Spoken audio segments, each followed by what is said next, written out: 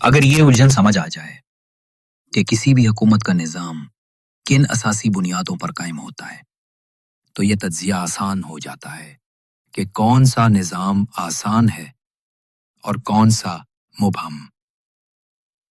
حکومت ایک ایسا ادارہ ہوتا ہے جو عوام کی فلاح، حقوق، بنیادی ضرورتوں، حفاظت اور امن و شانتی کے ساتھ رہنے کی راہ کا تعین بھی کرتا ہے اور اس کا انتظام بھی۔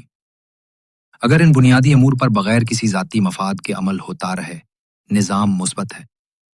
جیسے ہی ذاتی مفادات کی سوچ جنم لے لے، نہ عدل باقی رہتا ہے، نہ امن، نہ حقوق محفوظ رہتے ہیں، نہ جان، نہ مال۔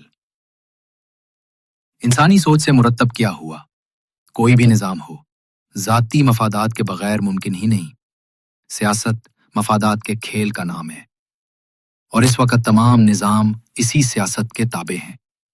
اشتراکیت، فسطائیت، جمہوریت، بادشاہت یا کوئی بھی مخلوط نظام ہو، سیاسی چالوں سے بنتا اور چلتا ہے۔ اسلام واحد نظام ہے جس کی تمام حدود متعین ہیں، تمام بنیادی اصول وضع ہیں، قواعد میں کوئی ابہام نہیں، حکمران کا تقرر کردار کی شرط پر قائم ہے، انسان کی فلاح اولین اصول ہے۔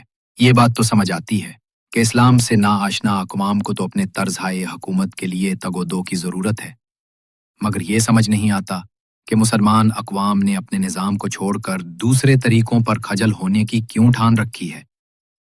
اسے حماقت کہیں، جہالت کہیں یا سازش کا نام دے۔